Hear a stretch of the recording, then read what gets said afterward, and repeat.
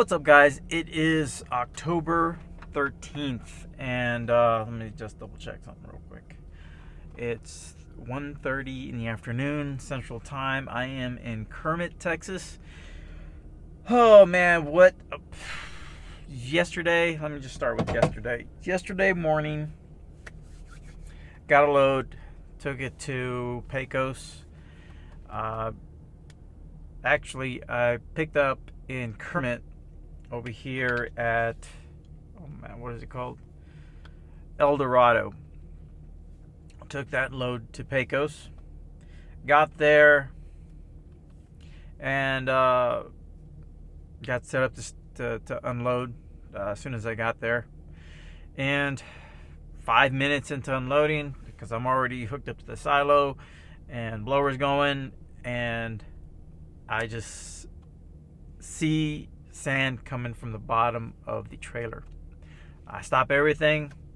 First of all, shut off the hopper. You want to stop the flow of product going into the line, then go turn off the blower.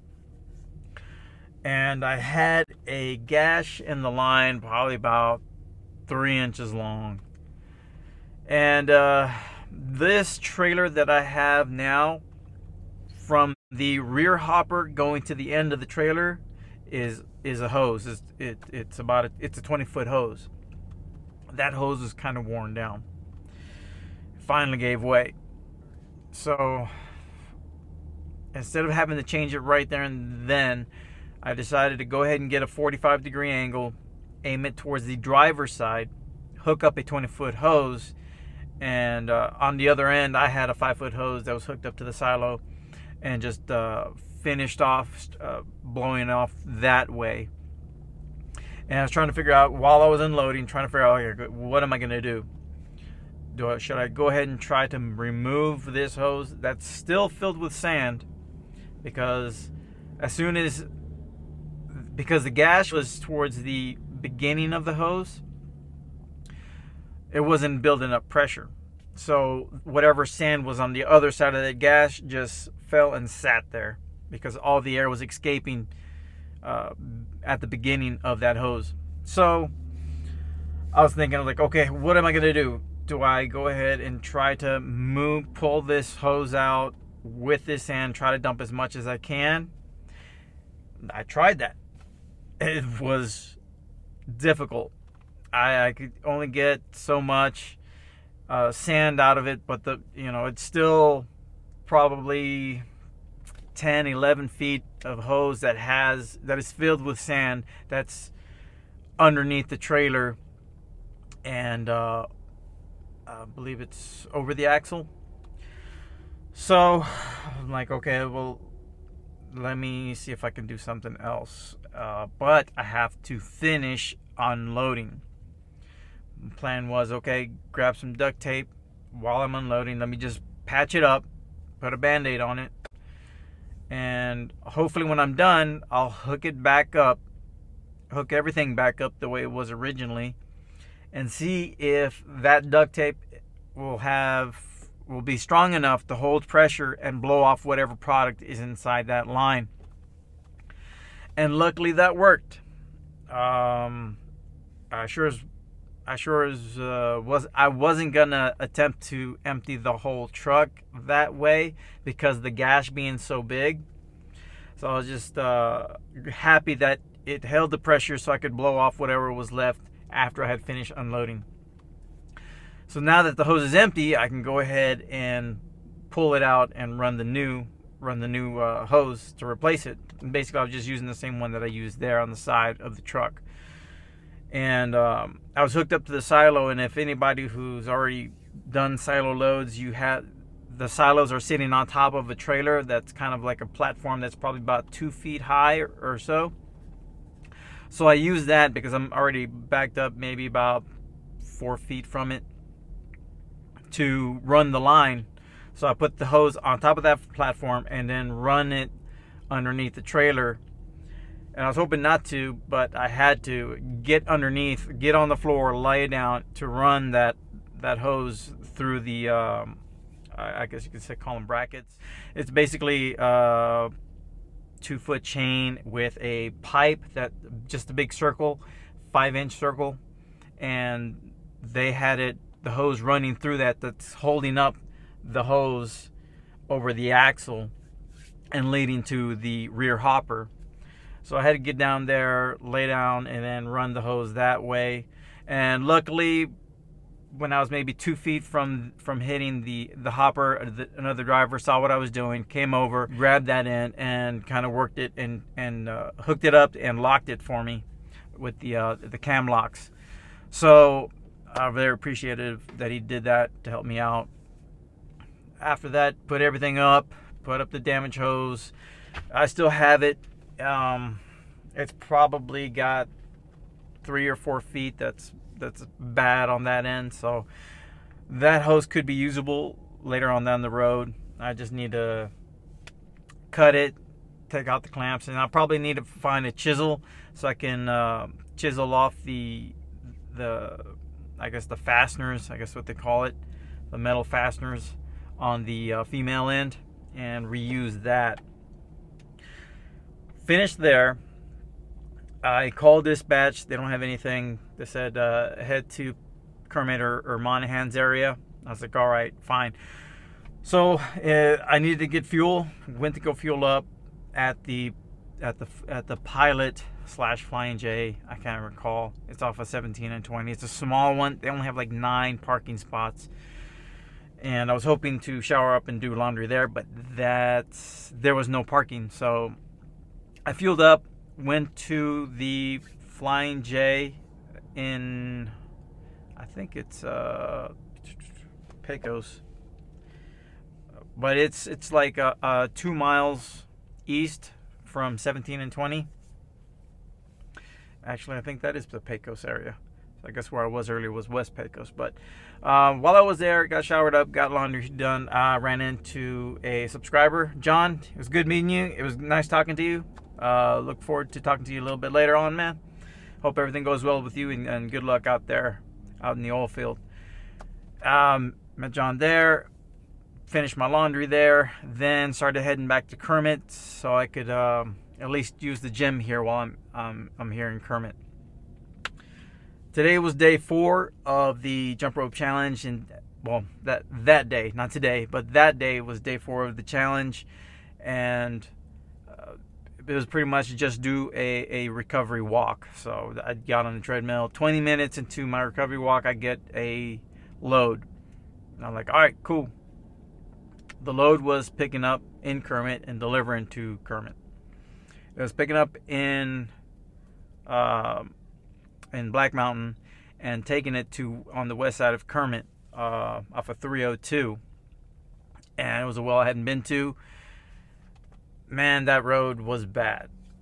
I get to the entrance, and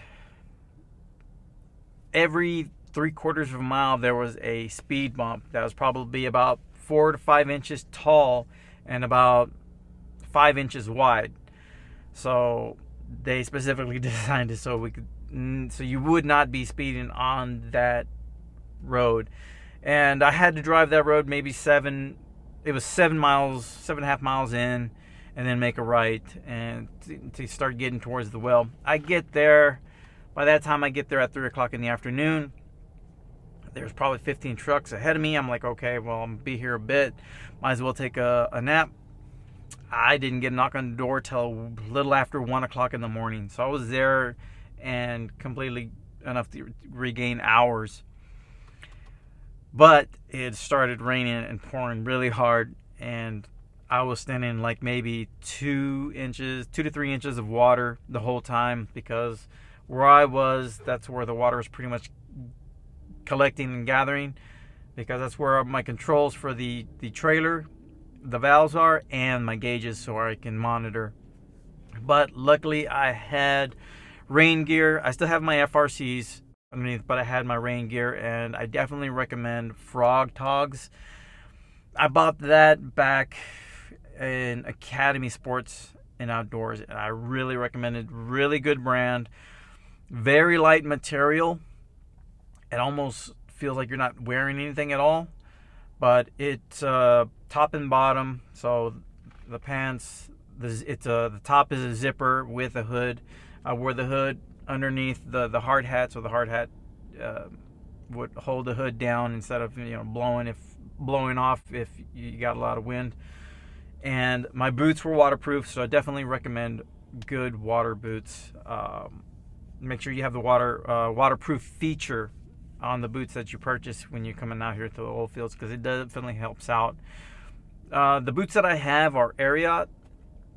I believe that's how they're pronounced. This is the first set of boots that I bought from Ariat, and usually before they were Red Wings, and the only reason I bought Red Wings is because the company I was leased on, I'm not leased on, but the company that I worked with before, which was Gulfmark Energy, they would basically give you a $200 voucher to use that Red Wing, and if you wanted to get something more expensive, you would just pay the difference. And that's all I used for like 3.5 years, because that's how long I was with them. But that boot, I did not like that boot, because those, their boots, they just weren't good for my feet at all. But Ariat, when I tried them out at Cavender Boots, they were really comfortable. So as soon as I tried them on, I was like, all right, these are the boots I'm going to take. And so far, I mean, it's already almost been a year, and they're still really good boots. I really recommend them. I'll put a picture up on the screen. These are really good. They probably cost right around $200. I don't recall how much I paid for them but I think they were like $220, somewhere in that ballpark. But really recommend those boots. Try them out. I found them at Cavender Boots. I don't know if you can find them at a boot store, work boot store near you, but I definitely recommend them. Give them a try and see if they work out for you. And also, so those are two tips right there. So you need good boots, waterproof for sure, because I was standing in them again in 3 inches of water, and it's already been a year and they're still hold their seal. So my feet were dry.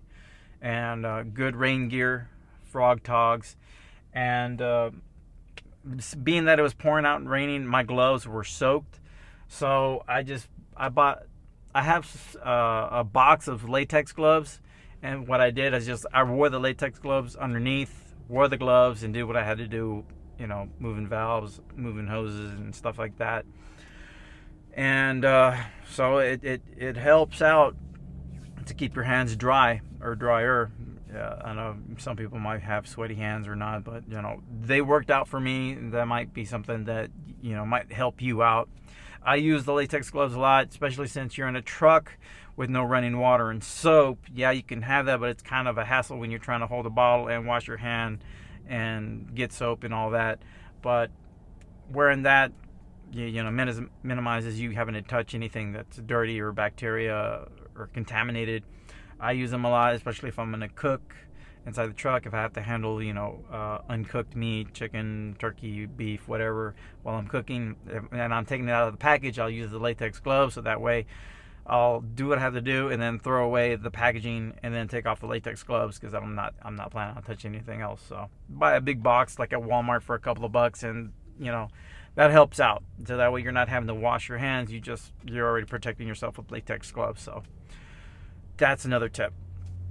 After that load, I got another run to, but in this case I had to drive to Carlsbad and hit up Titan, and then drive it about 25 miles or so to a well. Finished that, and after that they didn't have anything. So I decided to go ahead back to Kermit, and plan to hit up the gym in a little bit. So today would be day 5 of the challenge, which I haven't looked at yet. I'm going to look at it in a little bit, and you know what, I'll go ahead and put it on the screen just in case you are doing jump ropes out in the field, or wherever you're at, and you want to do something different besides just single jumps. Day 2 was basically you had to time yourself. So you have to time yourself. Mine was just under 9 minutes, so it was a really good workout. Day 3 was crazy. Basically, you set the timer for 5 minutes, and then it has a set of exercises besides the jump rope, and you have to do as many as you can in 5 minutes. Rest a couple of minutes, and then there's another stack of workouts that you a couple of exercises that you have to do within 5 minutes, and then the last set, same thing. So you get basically 5 minutes, and you do those exercises, and if you can do another cycle or 3 cycles, you just do as many as you can within 5 minutes.